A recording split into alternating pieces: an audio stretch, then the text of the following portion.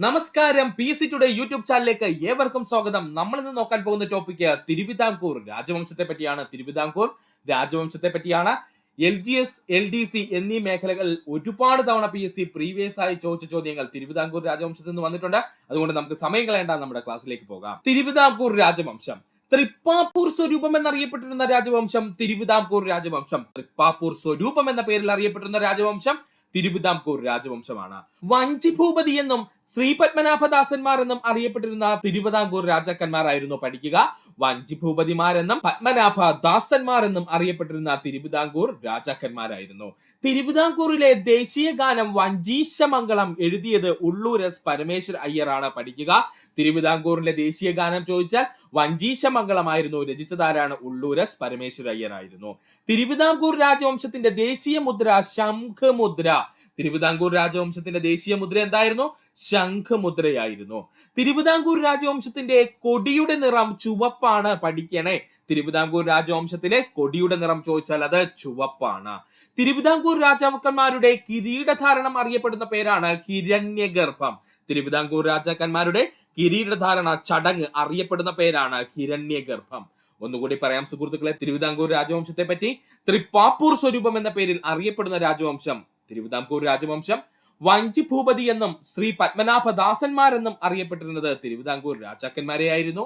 തിരുവിതാംകൂറിലെ ദേശീയ ഗാനം വഞ്ചീശമംഗളം എഴുതിയത് ഉള്ളൂർ എസ് പരമേശ്വര അയ്യർ. തിരുവിതാംകൂർ രാജവംശത്തിന്റെ ദേശീയ മുദ്ര എന്ന് പറയുന്നത് ശംഖുമുദ്രയാണ്. തിരുവിതാംകൂർ രാജവംശത്തിന്റെ കൊടിയുടെ നിറം ചോദിച്ചാൽ അത് ചുവപ്പാണ്.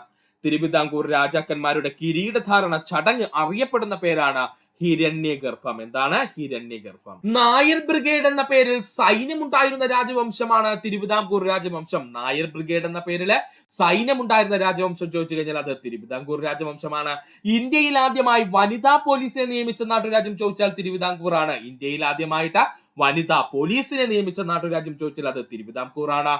ഇന്ത്യക്ക് സ്വാതന്ത്ര്യം ലഭിക്കുമ്പോൾ സ്വന്തമായി നാണയം ഇറക്കാൻ അധികാരമുണ്ടായിരുന്ന ഏക നാട്ടുരാജ്യം ചോദിച്ചാൽ അത് തിരുവിതാംകൂർ ആയിരുന്നു. ഇന്ത്യക്ക് സ്വാതന്ത്ര്യം ലഭിക്കുമ്പോൾ സ്വന്തമായി നാണയം ഇറക്കുവാൻ അധികാരമുണ്ടായിരുന്ന ഏക നാട്ടുരാജ്യം ചോദിച്ചാൽ അത് തിരുവിതാംകൂർ ആയിരുന്നു. തപാൽ സംവിധാനം നിലവിൽ വന്ന ആദ്യത്തെ നാട്ടുരാജ്യം ചോദിച്ചാൽ അത് തിരുവിതാംകൂർ ആണ്. പഠിച്ചോളണേ, തപാൽ സംവിധാനം നിലവിൽ വന്ന ആദ്യത്തെ നാട്ടുരാജ്യം ചോദിച്ചാൽ അത് തിരുവിതാംകൂർ ആയിരുന്നു. തിരുവിതാംകൂറിലെ ആ തപാൽ സംവിധാനം അറിയപ്പെട്ടിരുന്ന പേരായിരുന്നു അഞ്ചലോട്ടം. എന്ത് പേരിലാണ് അറിയപ്പെട്ടിരുന്നത്? അഞ്ചലോട്ടം എന്നായിരുന്നു. അതും സുഹൃത്തുക്കളൊന്ന് പഠിച്ചു വെച്ചേക്കുക. തിരുവിതാംകൂറിലെ തപാൽ സംവിധാനം അറിയപ്പെട്ടിരുന്ന പേരാണ് അഞ്ചലോട്ടം. ഇന്ത്യയിൽ ആദ്യമായി സെൻസസ് നടത്തിയ നാട്ടുരാജ്യമാണ് തിരുവിതാംകൂർ. മറക്കരുത്, ഇന്ത്യയിൽ ആദ്യമായിട്ട് സെൻസസ് നടത്തിയ നാട്ടുരാജ്യം ചോദിച്ചാൽ അത് തിരുവിതാംകൂർ ആണ്. ഇന്ത്യയിൽ രണ്ടാമതായി നിയമനിർമ്മാണ സഭ നിലവിൽ വന്ന നാട്ടുരാജ്യം ചോദിച്ചു കഴിഞ്ഞാൽ അത് നമ്മുടെ തിരുവിതാംകൂർ ആണ്. ഒന്നുകൂടി പറയാം, ഇന്ത്യയിൽ രണ്ടാമതായിട്ട് നിയമനിർമ്മാണ സഭ നിലവിൽ വന്ന നാട്ടുരാജ്യം ചോദിച്ചു കഴിഞ്ഞാൽ അത് നമ്മുടെ തിരുവിതാംകൂർ ആണ്. തിരുവിതാംകൂർ രാജവംശ സ്ഥാപകൻ അനിഴം തിരുനാൾ മാർത്താണ്ഡവർമ്മ. തിരുവിതാംകൂർ രാജവംശ സ്ഥാപകൻ ചോദിച്ചാൽ അത് അനിഴം തിരുനാൾ മാർത്താണ്ഡവർമ്മയാണ്. ഒന്നുകൂടി പറയാം സുഹൃത്തുക്കളെ, ശ്രദ്ധിച്ചിരിക്കുക. നായർ ബ്രിഗേഡ് എന്ന പേരിൽ സൈന്യമുണ്ടായിരുന്ന രാജവംശം തിരുവിതാംകൂർ ആണ്. ഇന്ത്യയിൽ ആദ്യമായി വനിതാ പോലീസിനെ നിയമിച്ച നാട്ടുരാജ്യം തിരുവിതാംകൂർ ആണ്. ഇന്ത്യക്ക് സ്വാതന്ത്ര്യം ലഭിക്കുമ്പോൾ സ്വന്തമായി നാണയം ഇറക്കാൻ അധികാരമുണ്ടായിരുന്ന ഏക നാട്ടുരാജ്യം ചോദിച്ചാൽ അത് തിരുവിതാംകൂർ ആണ്. തപാൽ സംവിധാനം നിലവിൽ വന്ന ആദ്യത്തെ നാട്ടുരാജ്യം ചോദിച്ചാൽ അത് തിരുവിതാംകൂർ ആണ്. തിരുവിതാംകൂറിലെ തപാൽ സംവിധാനം അറിയപ്പെട്ടിരുന്ന പേരാണ് അഞ്ചലോട്ടം. ഇന്ത്യയിൽ ആദ്യമായി സെൻസസ് നടത്തിയ നാട്ടുരാജ്യം ചോദിച്ചാൽ അത് തിരുവിതാംകൂർ ആണ്. ഇന്ത്യയിൽ രണ്ടാമതായി നിയമനിർമ്മാണ സഭ നിലവിൽ വന്ന നാട്ടുരാജ്യം ചോദിച്ചാൽ അത് തിരുവിതാംകൂർ ആണ്. അതുപോലെ തന്നെ തിരുവിതാംകൂർ രാജവംശ സ്ഥാപകൻ ചോദിച്ചാൽ അനിഴം തിരുനാൾ മാർത്താണ്ഡവർമ്മയാണ്. പഠിക്കുക. അടുത്തതായി നമ്മൾ നോക്കാൻ പോകുന്നത് അനിഴം തിരുനാൾ മാർത്താണ്ഡവർമ്മയെ പറ്റിയാണ്. അനിഴം തിരുനാൾ മാർത്താണ്ഡവർമ്മയെ പറ്റിയാണ് ഏറ്റവും കൂടുതൽ PSC ചോദിച്ചിട്ടുള്ള. തിരുവിതാംകൂർ ഭരണാധികാരി ആരെന്ന് ചോദിച്ചാൽ അത് അനിഴം തിരുനാൾ മാർത്താണ്ഡവർമ്മ, അല്ലെങ്കിൽ നമ്മൾ ഷോർട്ട് ഫോമിൽ അദ്ദേഹത്തെ വിളിക്കുന്നത് മാർത്താണ്ഡവർമ്മയാണ്. നമുക്ക് സമയം കളയേണ്ട, അദ്ദേഹത്തെ പറ്റി നമുക്കൊന്ന് നോക്കാം. അനിഴം തിരുനാൾ മാർത്താണ്ഡവർമ്മ ചോരയുടെയും ഇരുമ്പിന്റെയും നയം കൈക്കൊണ്ട തിരുവിതാംകൂർ ഭരണാധികാരി ആരെന്ന് ചോദിച്ചാൽ അത് അനിഴം തിരുനാൾ മാർത്താണ്ഡവർമ്മയാണ്. ചോരയുടെയും ഇരുമ്പിന്റെയും നയം കൊണ്ടുവന്ന തിരുവിതാംകൂർ ഭരണാധികാരി ആര് എന്ന് ചോദിച്ചാൽ അത് അനിഴം തിരുനാൾ മാർത്താണ്ഡവർമ്മയാണ്. തിരുവിതാംകൂറിന്റെ അശോകൻ എന്നും ആധുനിക തിരുവിതാംകൂറിന്റെ ശില്പി അല്ലെങ്കിൽ സ്ഥാപകൻ എന്നും അറിയപ്പെട്ടത് അനിഴം തിരുനാൾ മാർത്താണ്ഡവർമ്മയാണ്. പഠിച്ചോളണ important point. തിരുവിതാംകൂറിന്റെ അശോകൻ എന്നും ആധുനിക തിരുവിതാംകൂറിന്റെ സ്ഥാപകൻ അല്ലെങ്കിൽ ശില്പി എന്നൊക്കെ അറിയപ്പെടുന്നത് ആരാണ്? നമ്മുടെ അനിഴം തിരുനാൾ മാർത്താണ്ഡവർമ്മയാണ്. തിരുവിതാംകൂറിലെ ബിസ്മാർക്ക് എന്നും അറിയപ്പെട്ടിരുന്ന ഭരണാധികാരി ആര് എന്ന് ചോദിച്ചാൽ അത് മാർത്താണ്ഡവർമ്മയാണ്. തിരുവിതാംകൂറിന്റെ ബിസ്മാർക്ക് എന്നിങ്ങനെ അറിയപ്പെട്ടിരുന്ന ഭരണാധികാരി ആരെന്ന് ചോദിച്ചാൽ അത് നമ്മുടെ അനിഴം തിരുനാൾ മാർത്താണ്ഡവർമ്മയാണ്. ആധുനിക തിരുവിതാംകൂറിലെ ഉരുക്കു മനുഷ്യൻ എന്നറിയപ്പെട്ടിരുന്നത് അനിഴം തിരുനാൾ മാർത്താണ്ഡവർമ്മ. ആധുനിക തിരുവിതാംകൂറിലെ ഉരുക്കു മനുഷ്യൻ എന്നറിയപ്പെട്ടിരുന്നത് ആരെന്ന് ചോദിച്ചാൽ അത് മാർത്താണ്ഡവർമ്മയാണ്.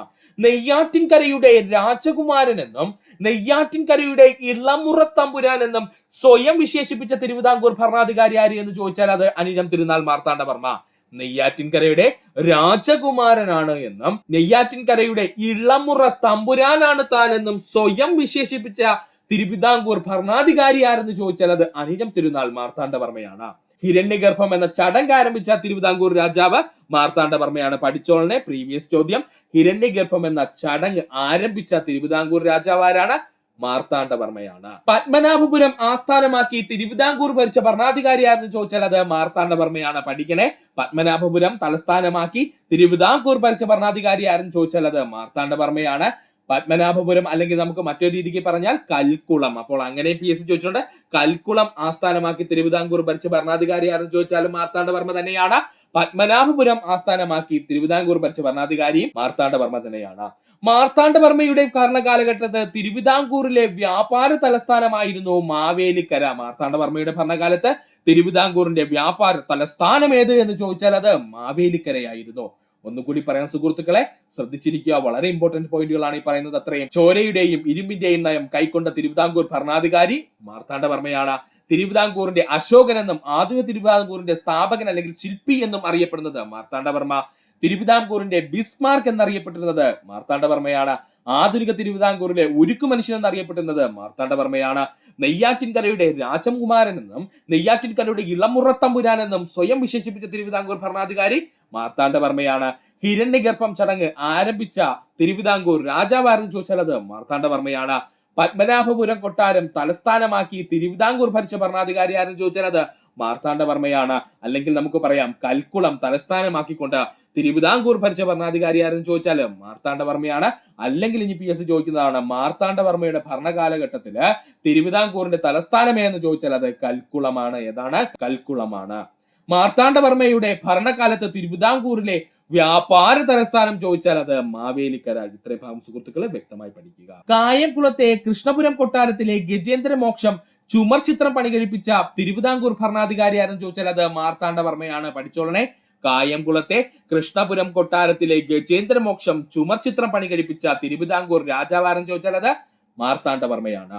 വേണാട് ഉടമ്പടിയിൽ ഒപ്പുവെച്ച തിരുവിതാംകൂർ രാജാവ് മാർത്താണ്ഡവർമ്മ. വേണാട് ഉടമ്പടിയിൽ ഒപ്പുവെച്ച തിരുവിതാംകൂർ രാജാവ് മാർത്താണ്ഡവർമ്മയാണ്. സുചീന്ദ്രം കൈമുക്ക് ആരംഭിച്ച തിരുവിതാംകൂർ രാജാവ് മാർത്താണ്ഡവർമ്മ. പ്രീവിയസ് ക്വസ്റ്റ്യൻ ആയി ചോദിച്ചിട്ടുള്ളതാണ്. സുചീന്ദ്ര കൈമുക്ക് ആരംഭിച്ച തിരുവിതാംകൂർ ഭരണാധികാരി ആരെന്ന് ചോദിച്ചാൽ അത് മാർത്താണ്ഡവർമ്മയാണ്. കണ്ടെഴുത്ത് ഭൂസർവേ ആരംഭിച്ച തിരുവിതാംകൂർ ഭരണാധികാരി അല്ലെങ്കിൽ രാജാവ് ആരെന്ന് ചോദിച്ചാൽ അതും ആരാണ്? നമ്മുടെ മാർത്താണ്ഡവർമ്മയാണ്. കണ്ടെഴുത്ത് ഭൂസർവേ ആരംഭിച്ച തിരുവിതാംകൂർ രാജാവ് ആരെന്ന് ചോദിച്ചാൽ മാർത്താണ്ഡവർമ്മയാണ്. ഒന്നാം തൃപ്പടിദാനം നടന്നത് മാർത്താണ്ഡവർമ്മയുടെ കാലത്ത്. പ്രീവിയസ് ക്വസ്റ്റ്യൻ ആണ്, പഠിച്ചോളുക. ഒന്നാം തൃപ്പടിദാനം നടന്നത് മാർത്താണ്ഡവർമ്മയുടെ കാലഘട്ടത്തിലാണ്. വർഷം 1750 ജനുവരി മാസം 3-ാം തീയതി. PSC പ്രീവിയസ് ആയിട്ട് ഒരുപാട് തവണ വർഷം ചോദിച്ചിട്ടുണ്ട്. 1750 ജനുവരി മാസം 3-ാം തീയതിയാണ്. കുളച്ചൽ യുദ്ധം നടന്ന വർഷം 1741 ഓഗസ്റ്റ് മാസം 10-ാം തീയതി. പഠിച്ചോളണേ, കുളച്ചൽ യുദ്ധം നടന്ന വർഷം ചോദിച്ചു കഴിഞ്ഞാൽ 1741 ഓഗസ്റ്റ് മാസം 10-ാം തീയതിയാണ്. കുളച്ചൽ യുദ്ധത്തിൽ ഏറ്റുമുട്ടിയത് മാർത്താണ്ഡവർമ്മയും ഡച്ചുകാരും. PSCയുടെ പ്രീവിയസ് ചോദ്യം. കുളച്ചൽ യുദ്ധത്തിൽ ഏറ്റുമുട്ടിയത് മാർത്താണ്ഡവർമ്മയും ഡച്ചുകാരും. കുളച്ചൽ യുദ്ധത്തിൽ മാർത്താണ്ഡവർമ്മ ഡച്ചുകാരെ പരാജയപ്പെടുത്തി. കുളച്ചൽ യുദ്ധത്തിലെ മാർത്താണ്ഡവർമ്മ ഡച്ചുകാരെ പരാജയപ്പെടുത്തി. ചരിത്രത്തിൽ ആദ്യമായി ഒരു യൂറോപ്യൻ ശക്തി ഇന്ത്യൻ ഭരണാധികാരിയുടെ മുന്നിൽ പരാജയപ്പെട്ടത് കുളച്ചൽ യുദ്ധം. അതുതന്നെയാണ് കുളച്ചൽ യുദ്ധത്തിന്റെ ഏറ്റവും പ്രധാനപ്പെട്ട പോയിന്റ്. ചരിത്രത്തിൽ ആദ്യമായി ഒരു യൂറോപ്യൻ ശക്തി ഇന്ത്യൻ ഭരണാധികാരിയുടെ മുന്നിൽ പരാജയപ്പെട്ടത് കുളച്ചൽ യുദ്ധത്തിലാണ്. കുളച്ചൽ ഇപ്പോൾ തമിഴ്നാടിന്റെ ഭാഗമായുള്ള കന്യാകുമാരി ജില്ലയിലാണ്. പഠിച്ചോളനെ, PSC പ്രീവിയസ് ആയി ചോദിച്ചിട്ടുണ്ട്. കുളച്ചൽ ഇപ്പോൾ തമിഴ്നാടിന്റെ ഭാഗമായുള്ള കന്യാകുമാരി ജില്ലയിലാണ്. ഒന്നുകൂടി പറയാം സുഹൃത്തുക്കളെ. കായംകുളത്തെ കൃഷ്ണപുരം കൊട്ടാരത്തിലെ ഗജേന്ദ്രമോക്ഷം ചുമർ ചിത്രം പണികഴിപ്പിച്ച തിരുവിതാംകൂർ രാജാവാരെന്ന് ചോദിച്ചാൽ അത് മാർത്താണ്ഡവർമ്മയായിരുന്നു. വേണാട് ഉടമ്പടിയിൽ ഒപ്പുവെച്ച തിരുവിതാംകൂർ രാജാവ് ആരെന്ന് ചോദിച്ചാൽ മാർത്താണ്ഡവർമ്മയാണ്. ശുചീന്ദ്രം കൈമുക്ക് ആരംഭിച്ച തിരുവിതാംകൂർ രാജാവ് മാർത്താണ്ഡവർമ്മ. കണ്ടെഴുത്ത് ഭൂസർവേ ആരംഭിച്ച തിരുവിതാംകൂർ രാജാവ് ആരെന്ന് ചോദിച്ചാൽ മാർത്താണ്ഡവർമ്മയാണ്. ഒന്നാം തൃപ്പടിദാനം നടത്തിയത് മാർത്താണ്ഡവർമ്മയുടെ കാലത്താണ്. വർഷവും മറന്നുപോകരുത്, 1750 ജനുവരി മാസം 3-ാം തീയതി. കുളച്ചൽ യുദ്ധം നടന്ന വർഷം 1741 ഓഗസ്റ്റ് മാസം 10-ാം തീയതി. കുളച്ചൽ യുദ്ധം നടന്ന വർഷം 1741 ഓഗസ്റ്റ് മാസം 10-ാം തീയതി. കുളച്ചൽ യുദ്ധത്തിൽ ഏറ്റുമുട്ടിയത് മാർത്താണ്ഡവർമ്മയും ഡച്ചുകാരും. കുളച്ചൽ യുദ്ധത്തിൽ ഏറ്റുമുട്ടിയത് ആരൊക്കെയാ സുഹൃത്തുക്കളെ? മാർത്താണ്ഡവർമ്മയും ഡച്ചുകാരും. കുളച്ചൽ യുദ്ധത്തിൽ മാർത്താണ്ഡവർമ്മ ഡച്ചുകാരെ പരാജയപ്പെടുത്തി. ചരിത്രത്തിലാദ്യമായി ഒരു യൂറോപ്യൻ ശക്തിയെ ഇന്ത്യൻ ഭരണാധികാരിയുടെ മുന്നിൽ പരാജയപ്പെട്ടത് കുളച്ചൽ യുദ്ധത്തിലാണ്. കുളച്ചൽ എന്ന് പറയുന്നത് ഇപ്പോൾ തമിഴ്നാടിന്റെ ഭാഗമായുള്ള കന്യാകുമാരി ജില്ലയിലാണ്. ഇത്രയും ഭാഗം സുഹൃത്തുക്കളെ വ്യക്തമായിട്ട് പഠിക്കുക. മാർത്താണ്ഡവർമ്മയുടെ മുന്നിൽ കീഴടങ്ങിയ സൈന്യാധിപൻ ആരെന്ന് ചോദിച്ചാൽ അത് ഡിലനോയി ആണ്. ക്യാപ്റ്റൻ ഡിലനോയി ആണ് മാർത്താണ്ഡവർമ്മയുടെ മുന്നിൽ കീഴടങ്ങിയ സൈന്യാധിപൻ. തിരുവിതാംകൂറിലെ വലിയ കപ്പിത്താൻ എന്നറിയപ്പെട്ട ഡച്ച് സൈന്യാധിപൻ ആരെന്ന് ചോദിച്ചാൽ അത് ക്യാപ്റ്റൻ ഡിലനോയി ആണ്. പഠിക്കുക, തിരുവിതാംകൂറിലെ വലിയ കപ്പിത്താൻ എന്നറിയപ്പെട്ടിരുന്ന ഡച്ച് സൈന്യാധിപൻ ആരെന്ന് ചോദിച്ചാൽ അത് ഡിലനോയി ആണ്. ഡിലനോയ് സ്മാരകം സ്ഥിതി ചെയ്യുന്നത് ഉദയഗിരി കോട്ട, കന്യാകുമാരി ജില്ല. ഡിലനോയ് സ്മാരകം സ്ഥിതി ചെയ്യുന്നത് ഉദയഗിരി കോട്ട, കന്യാകുമാരി ജില്ലയിലാണ്. ബ്രിട്ടീഷ് ഈസ്റ്റ് ഇന്ത്യ കമ്പനിയും ഒരു ഇന്ത്യൻ നാട്ടുരാജ്യവുമായി ആദ്യമായി ഒപ്പുവെച്ച ഉടമ്പടിയാണ് വേണാട് ഉടമ്പടി. പഠിച്ചോളണേ, ബ്രിട്ടീഷ് ഈസ്റ്റ് ഇന്ത്യ കമ്പനിയും ഒരു ഇന്ത്യൻ നാട്ടുരാജ്യവുമായി ഒപ്പുവെച്ച ആദ്യത്തെ ഉടമ്പടിയാണ് വേണാട് ഉടമ്പടി. വർഷം 1723. വേണാട് ഉടമ്പടിയിൽ ഒപ്പുവെച്ച വർഷം എത്രയാണ്? 1723. വേണാട് ഉടമ്പടി ഒപ്പുവെച്ചത് ഇംഗ്ലീഷ് ഈസ്റ്റ് ഇന്ത്യ കമ്പനിയും മാർത്താണ്ഡവർമ്മയും തമ്മിൽ. വേണാട് ഉടമ്പടി ഒപ്പുവെച്ചത് ഇംഗ്ലീഷ് ഈസ്റ്റ് ഇന്ത്യ കമ്പനിയും മാർത്താണ്ഡവർമ്മയും തമ്മിലായിരുന്നു. മാർത്താണ്ഡവർമ്മ ഒളിച്ചിരുന്ന അമ്മച്ചിപ്ലാവ് സ്ഥിതി ചെയ്യുന്നത് നെയ്യാറ്റിൻകര ശ്രീകൃഷ്ണസ്വാമി ക്ഷേത്രം. പണ്ടുകാലത്ത് പ്രീവിയസ് ആയി ചോദിച്ച ചോദ്യമാണ്, ഇനിയും ചോദിക്കാൻ സാധ്യതയുണ്ട്. മാർത്താണ്ഡവർമ്മ ഒളിച്ചിരുന്ന അമ്മച്ചിപ്ലാവ് സ്ഥിതി ചെയ്യുന്നത് നെയ്യാറ്റിൻകര ശ്രീകൃഷ്ണസ്വാമി ക്ഷേത്രത്തിന്റെ ഭാഗമായാണ്. ഉദയഗിരി കോട്ട പുതുക്കി പണിയുകയും വട്ടക്കോട്ട പണി കഴിപ്പിക്കുകയും ചെയ്ത തിരുവിതാംകൂർ രാജാവ് എന്ന് ചോദിച്ചു കഴിഞ്ഞാൽ അത് മാർത്താണ്ഡവർമ്മയാണ്. മറക്കല്ലേ, ഉദയഗിരി കോട്ട പുതുക്കി പണിയുകയും വട്ടക്കോട്ട പണി കഴിപ്പിക്കുകയും ചെയ്തിരുന്ന തിരുവിതാംകൂർ രാജാവ് എന്ന് ചോദിച്ചാൽ അത് മാർത്താണ്ഡവർമ്മയാണ്. മറവപ്പട എന്ന പേരിൽ സൈന്യം രൂപീകരിച്ച തിരുവിതാംകൂർ രാജാവ് ആരെന്ന് ചോദിച്ചാൽ അത് മാർത്താണ്ഡവർമ്മയാണ്. മോസ്റ്റ് ഇമ്പോർട്ടന്റ് പോയിന്റ് ആണ് പറഞ്ഞത്. മറവപ്പട എന്ന പേരിൽ സ്ഥിരം സൈന്യം രൂപീകരിച്ച തിരുവിതാംകൂർ രാജാവ് ആരെന്ന് ചോദിച്ചാൽ അത് മാർത്താണ്ഡവർമ്മയാണ്. ഒന്നുകൂടി പറയാൻ സുഹൃത്തുക്കളെ, മാർത്താണ്ഡവർമ്മയ്ക്ക് മുന്നിൽ കീഴടങ്ങിയ സൈന്യാധിപൻ അല്ലെങ്കിൽ ഡച്ച് സൈന്യാധിപൻ ആരെന്ന് ചോദിച്ചാൽ അത് ക്യാപ്റ്റൻ ഡിലനോയി ആണ്. തിരുവിതാംകൂറിൽ വലിയ കപ്പിത്താൻ എന്നറിയപ്പെട്ടിരുന്ന ഡച്ച് സൈന്യാധിപൻ ആരെന്ന് ചോദിച്ചാൽ അത് ക്യാപ്റ്റൻ ഡിലനോയി ആണ്. ഡിലനോയി സ്മാരകം സ്ഥിതി ചെയ്യുന്നത് ഉദയഗിരി കോട്ട, കന്യാകുമാരി. ബ്രിട്ടീഷ് ഈസ്റ്റ് ഇന്ത്യ കമ്പനിയും ഒരു ഇന്ത്യൻ നാട്ടുരാജ്യവുമായി ആദ്യമായി ഒപ്പുവെക്കുന്ന ഉടമ്പടി എന്ന് ചോദിച്ചു കഴിഞ്ഞാൽ അത് വേണാട് ഉടമ്പടി. വേണാട് ഉടമ്പടി നിലവിൽ വന്ന വർഷം 1723. വേണാട് ഉടമ്പടി ഒപ്പുവെച്ചത് ഇംഗ്ലീഷ് ഈസ്റ്റ് ഇന്ത്യ കമ്പനിയും മാർത്താണ്ഡവർമ്മയും തമ്മിലായിരുന്നു. മാർത്താണ്ഡവർമ്മ ഒളിച്ചിരുന്ന അമ്മച്ചിപ്ലാവ് സ്ഥിതി ചെയ്യുന്നത് നെയ്യാറ്റിൻകര ശ്രീകൃഷ്ണസ്വാമി ക്ഷേത്രത്തിൽ. ഉദയഗിരി കോട്ട പുതുക്കി പണിയുകയും വട്ടക്കോട്ട പണി കഴിപ്പിക്കുകയും ചെയ്ത തിരുവിതാംകൂർ ഭരണാധികാരി ആരെന്ന് ചോദിച്ചാൽ അത് മാർത്താണ്ഡവർമ്മയാണ്. അതുപോലെ തന്നെ മറവപ്പട എന്ന പേരിൽ സ്ഥിരം സൈന്യം രൂപീകരിച്ച തിരുവിതാംകൂർ രാജാവ് ആരെന്ന് ചോദിച്ചാൽ അത് മാർത്താണ്ഡവർമ്മയാണ്. ഇത്രയും ഭാഗം സുഹൃത്തുക്കളെ വ്യക്തമായിട്ട് പഠിക്കുക. മാർത്താണ്ഡവർമ്മയുടെ കാലത്തുള്ള ദിവാൻമാരായിരുന്നു അറുമുഖൻ പിള്ള, താണുപിള്ള, രാമയ്യൻ ദളവ. പഠിക്കുക, മാർത്താണ്ഡവർമ്മയുടെ കാലത്തെ ദിവാൻമാരാരെന്ന് ചോദിച്ചാല് അറുമുഖൻ പിള്ള, താണുപിള്ള, രാമയ്യൻ ദളവയുമായിരുന്നു. ഏറ്റവും കൂടുതൽ കാലം മാർത്താണ്ഡവർമ്മയുടെ ദിവാനായിരുന്നത് രാമയ്യൻ ദളവയാണ്. പ്രീവിയസ് ക്വസ്റ്റ്യൻ ആണ്. ഏറ്റവും കൂടുതൽ കാലം മാർത്താണ്ഡവർമ്മയുടെ ദിവാനായിരുന്നത് ആരെന്ന് ചോദിച്ചാൽ അത് രാമയ്യൻ ദളവയാണ്. പഠിക്കുക, മാർത്താണ്ഡവർമ്മയും 8 വീട്ടിൽ പിള്ളമാരും. ഈ ഭാഗം മുതൽ LGS മുതൽ ഡിഗ്രി ലെവൽ വരെയുള്ള ഏതൊരു പരീക്ഷയ്ക്കും സുഹൃത്തുക്കൾക്ക് ഉപയോഗപ്രദമാവുന്ന രീതിയിലാണ് നമ്മളിവിടെ സെറ്റ് ചെയ്തിരിക്കുന്നത്. അതുകൊണ്ട് സുഹൃത്തുക്കൾ ശ്രദ്ധിച്ചിരിക്കുക. മാർത്താണ്ഡവർമ്മയും 8 വീട്ടിൽ പിള്ളമാരും. തൃപ്പാപ്പൂർ സ്വരൂപത്തിന് മേൽ അവകാശവാദം ഉന്നയിച്ച 8 വീട്ടിൽ പിള്ളമാരായിരുന്നു പത്മനാഭൻ തമ്പിയും രാമൻ തമ്പിയും. ചോദിക്കാൻ സാധ്യതയുള്ള ചോദ്യമാണ്. തൃപ്പാപ്പൂർ സ്വരൂപത്തിന് മേൽ അവകാശവാദം ഉന്നയിച്ച 8 വീട്ടിൽ പിള്ളമാരെന്ന് പറയുന്നത് പത്മനാഭൻ തമ്പിയും രാമൻ തമ്പിയുമാണ്. തൃപ്പാപ്പൂർ സ്വരൂപം എന്നറിയപ്പെടുന്നത് നമ്മൾ ഓൾറെഡി പറഞ്ഞു തിരുവിതാംകൂറാണ്. അപ്പോ തിരുവിതാംകൂറിന് മേൽ അവകാശവാദം ഉന്നയിച്ചതെന്ന് ചോദിച്ചാലും തൃപ്പാപ്പൂർ സ്വരൂപത്തിന് മേൽ അവകാശവാദം ഉന്നയിച്ച 8 വീട്ടിൽ പിള്ളമാരെന്ന് ചോദിച്ചാലും ഒന്ന് തന്നെയാണ്, പത്മനാഭൻ തമ്പിയും അതുപോലെ രാമൻ തമ്പിയും. 8 വീട്ടിൽ പിള്ളമാരെ സഹായിച്ചിരുന്ന ഭരണാധികാരി ആരെന്ന് ചോദിച്ചാൽ അത് മധുരൈ നായ്ക്കർമാരായിരുന്നു. മറക്കരുത്, 8 വീട്ടിൽ പിള്ളമാരെ സഹായിച്ചിരുന്ന ഭരണാധികാരി ആരെന്ന് ചോദിച്ചാൽ അത് മധുര നായ്ക്കന്മാരായിരുന്നു. മാർത്താണ്ഡവർമ്മയുമായി സഖ്യത്തിലേർപ്പെട്ട മധുര നായ്ക്കന്മാരുടെ സേനാ നായകനായിരുന്നു അഴകപ്പ മുതലിയാര്. മാർത്താണ്ഡവർമ്മയുമായി സഖ്യത്തിലേർപ്പെട്ട മധുര നായ്ക്കന്മാരുടെ സേനാ നായകനായിരുന്നു ചോദിച്ചാൽ അത് അഴകപ്പ മുതലിയാറാണ്.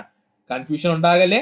8 വീട്ടിൽ പിള്ളമാരെ സഹായിച്ചിരുന്ന ഭരണാധികാരി ചോദിച്ചു കഴിഞ്ഞാൽ അത് മധുരൈ നായ്ക്കന്മാരായിരുന്നു.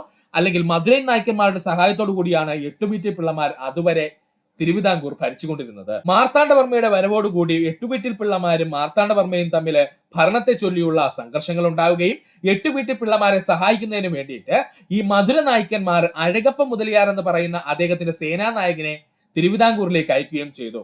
എന്നാൽ മാർത്താണ്ഡവർമ്മ അതിവിദഗ്ധമായിട്ട് അഴകപ്പ മുതലിയാരുമായിട്ട് സഖ്യം ചേരുകയും അതോടുകൂടി അഴകപ്പ മുതലിയാർ എന്ത് ചെയ്തു, തിരിച്ചു പോവുകയും ചെയ്തു. ഈ ഭാഗം സുഹൃത്തുക്കൾ വ്യക്തമായിട്ട് പഠിക്കുക.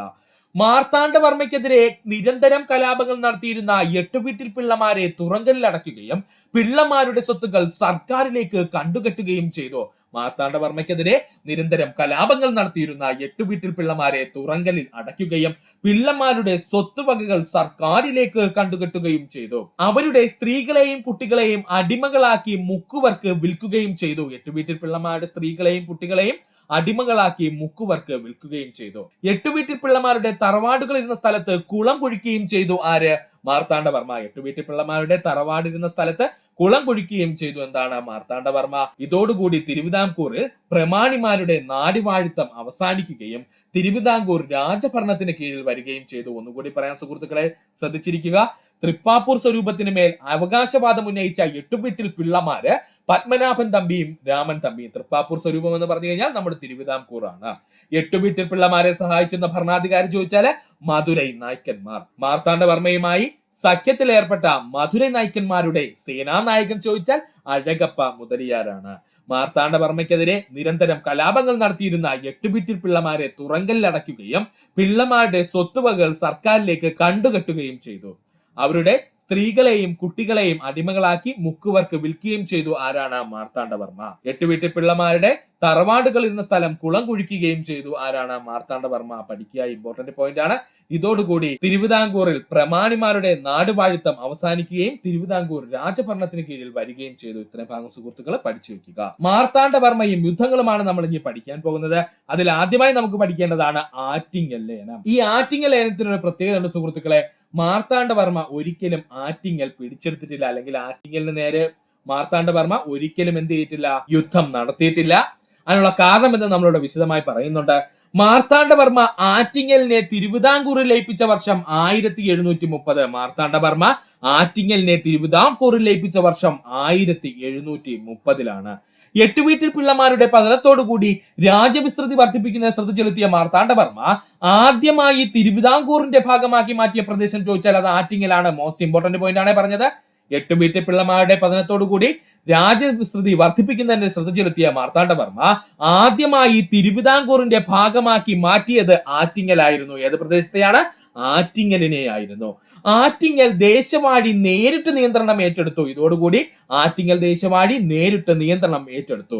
ഇതോടെ ആറ്റിങ്ങൽ തമ്പുരാട്ടിയും ഡച്ചുകാരും ബ്രിട്ടീഷുകാരും തമ്മിലുള്ള വ്യാപാര ബന്ധം അവസാനിച്ചു. പഠിച്ചോളനെ. ഇതോടുകൂടി ആറ്റിങ്ങൽ തമ്പുരാട്ടിയും ഡച്ചുകാരും ബ്രിട്ടീഷുകാരും തമ്മിലുള്ള വ്യാപാര ബന്ധങ്ങൾ എന്ത് ചെയ്തു? അവസാനിച്ചു.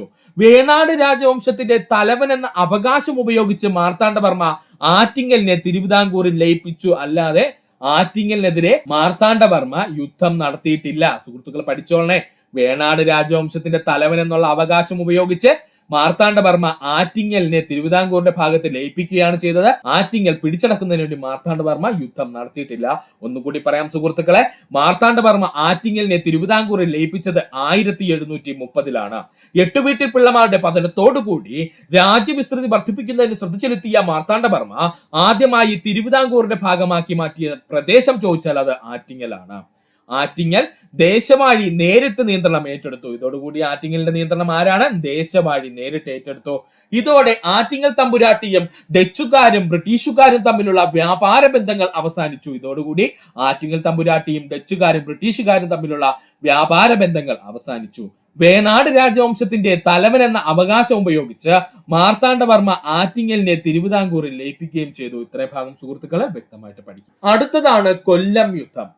ദേശിങ്ങനാട് എന്ന പേരിൽ അറിയപ്പെട്ടിരുന്ന രാജവംശം കൊല്ലം രാജവംശം. ദേശിങ്ങനാട് എന്ന പേരിൽ അറിയപ്പെട്ടിരുന്ന രാജവംശം ചോദിച്ചാൽ കൊല്ലം രാജവംശമാണ്. കൊല്ലം യുദ്ധം നടക്കുന്ന സമയത്ത് കൊല്ലത്തിന്റെ ഭരണാധികാരി ആരെന്ന് ചോദിച്ചാൽ അത് ഉണ്ണിക്കേരളവർമ്മയാണ്. പഠിച്ചോളനെ. കൊല്ലം യുദ്ധം നടക്കുന്ന സമയത്ത് കൊല്ലം ഭരണാധികാരി ആരെന്ന് ചോദിച്ചാൽ അത് ഉണ്ണിക്കേരളവർമ്മയാണ്.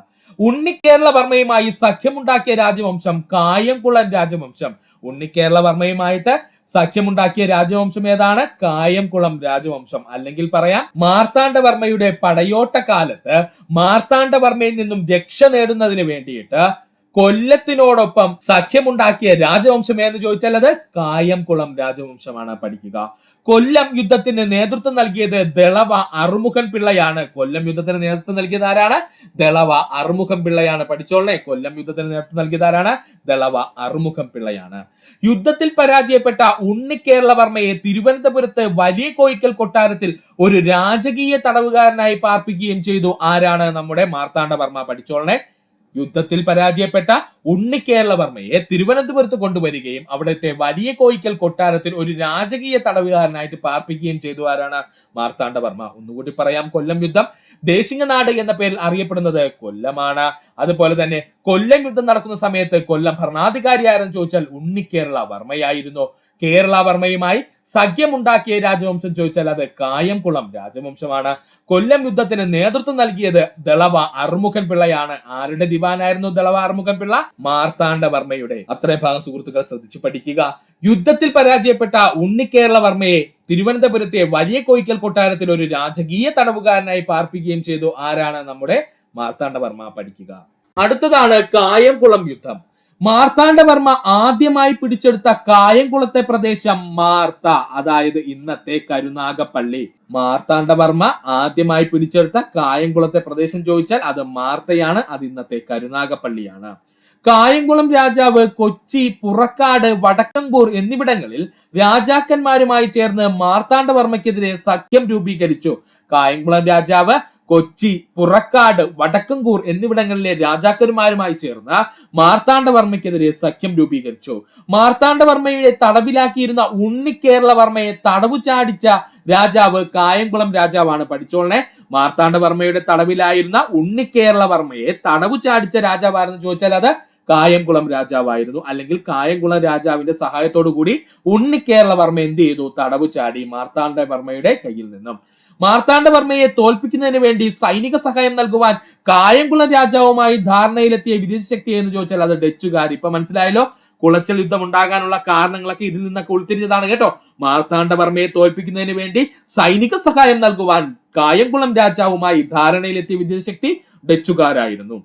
ഇളയെടുത്ത് സ്വരൂപവും കായംകുളവും തമ്മിലുള്ള സഖ്യം ചേരാതിരിക്കാൻ മാർത്താണ്ഡവർമ്മ പിടിച്ചെടുത്ത പ്രദേശങ്ങളാണ് നെടുമങ്ങാടും കൊട്ടാരക്കരയും. ഇമ്പോർട്ടന്റ് പോയിന്റ് ആണ് പറഞ്ഞത്. ഇളയെടുത്ത് സ്വരൂപവും കായംകുളവും തമ്മിൽ സഖ്യം ചേരാതിരിക്കുന്നതിന് വേണ്ടി മാർത്താണ്ഡവർമ്മ പിടിച്ചെടുത്ത പ്രദേശങ്ങൾ ചോദിച്ചാൽ അത് നെടുമങ്ങാടും കൊട്ടാരക്കരയുമാണ്. ഇളയെടുത്ത് സ്വരൂപം എന്നറിയപ്പെടുന്നത് നമ്മുടെ കൊട്ടാരക്കര രാജവംശമാണ് കേട്ടോ. ഇളയെടുത്ത് സ്വരൂപം എന്നറിയപ്പെടുന്നത് നമ്മുടെ കൊട്ടാരക്കര രാജവംശമാണ്. ഇളയെടുത്ത് സ്വരൂപവും കായംകുളവും തമ്മിൽ സഖ്യം ചേരാതിരിക്കാൻ മാർത്താണ്ഡവർമ്മ പിടിച്ചെടുത്ത പ്രദേശങ്ങൾ നെടുമങ്ങാടും കൊട്ടാരക്കരയും. 1734 ഇളയെടുത്ത് സ്വരൂപത്തിലെ അംഗങ്ങളെ തിരുവനന്തപുരത്തേക്ക് മാറ്റിപ്പാർപ്പിച്ചു. ആരാണ്? നമ്മുടെ മാർത്താണ്ഡവർമ്മ. 1734 ഇളയെടുത്ത് സ്വരൂപത്തിലെ അംഗങ്ങളെ തിരുവനന്തപുരത്തേക്ക് മാറ്റിപ്പാർപ്പിച്ചു. ആരാണ്? മാർത്താണ്ഡവർമ്മ. കായംകുളം യുദ്ധ സമയത്ത് കൊല്ലത്ത് നിന്നും രാമയ്യൻ ദളവയെ തോൽപ്പിച്ച കായംകുളം ദിവാൻ ദളവ അച്യുത വാര്യർ. പഠിച്ചോളനെ. കായംകുളം യുദ്ധ സമയത്ത് കൊല്ലത്ത് നിന്നും രാമയ്യൻ ദളവയെ തോൽപ്പിച്ച കായംകുളം ദിവാനാര് എന്ന് ചോദിച്ചാൽ ദളവ അച്യുത വാര്യരാണ്. കായംകുളം യുദ്ധത്തിന് മാർത്താണ്ഡവർമ്മയെ ആയുധം നൽകി സഹായിച്ച വിദേശശക്തി ചോദിച്ചാൽ അത് ബ്രിട്ടീഷുകാരും ഫ്രഞ്ചുകാരുമായിരുന്നു. പഠിച്ചോളനെ. Important point. കായംകുളം യുദ്ധത്തിന് മാർത്താണ്ഡവർമ്മയെ ആയുധങ്ങൾ നൽകി സഹായിച്ച വിദേശ ശക്തികൾ ചോദിച്ചു കഴിഞ്ഞാൽ അത് ബ്രിട്ടീഷുകാരും ഫ്രഞ്ചുകാരുമായിരുന്നു. 1734 കായംകുളം രാജാവ് വധിക്കപ്പെട്ടുവെങ്കിലും ദളവ അച്യുതവാര്യരുടെ ശക്തമായുള്ള പ്രതിരോധത്തിന് മാർത്താണ്ഡവർമ്മയ്ക്ക് കായംകുളം പിടിച്ചെടുക്കുവാൻ കഴിഞ്ഞില്ല. ഇങ്ങനെ തന്നെ പഠിച്ചോളനെ. ഒന്നാം കായംകുളം യുദ്ധ സമയത്ത് 1734 കായംകുളം രാജാവ് വധിക്കപ്പെടുന്നു. അദ്ദേഹത്തിന്റെ ദിവാനായിരുന്ന ദളവ അച്യുതവാര്യര് ശക്തമായ പ്രതിരോധം സൃഷ്ടിച്ചത് കൊണ്ട് തന്നെ മാർത്താണ്ഡവർമ്മയ്ക്ക് കായംകുളം പിടിച്ചെടുക്കാൻ കഴിഞ്ഞില്ല. കൊട്ടാരക്കര യുദ്ധം. കൊട്ടാരക്കര ഭരിച്ചിരുന്ന രാജവംശമാണ് ഇളയിടത്ത് സ്വരൂപം. നമ്മൾ ഇപ്പോൾ തന്നെ പറഞ്ഞിരുന്നു. കൊട്ടാരക്കര ഭരിച്ചിരുന്ന രാജവംശം ഏതായിരുന്നു? ഇളയിടത്ത് സ്വരൂപമായിരുന്നു. മാർത്താണ്ഡവർമ്മയുടെ അയൽ രാജ്യങ്ങൾക്കെതിരെയുള്ള സൈനിക നടപടികൾക്കെതിരെ പ്രതിഷേധം അറിയിച്ച ഡച്ച് ഭരണാധികാരിയാണ് വാൻ ഇൻ ഹോക്ക്. മറക്കരുത്, മാർത്താണ്ഡവർമ്മയുടെ അയൽ രാജ്യങ്ങൾക്കെതിരെയുള്ള സൈനിക നടപടികൾക്കെതിരെ പ്രതിഷേധം അറിയിച്ച ഡച്ച് ഭരണാധികാരി ആര് എന്ന് ചോദിച്ചാൽ അത് വാൻ ഇൻ ഹോക്ക് ആണ്. മാർത്താണ്ഡവർമ്മയുടെ അഭിപ്രായങ്ങളെ കാറ്റിൽ പറത്തിക്കൊണ്ട് ഡച്ചുകാർ 1741 ഇളയടത്ത് സ്വരൂപത്തിൽ പുതിയ ഭരണാധികാരിയെ വാഴിച്ചു.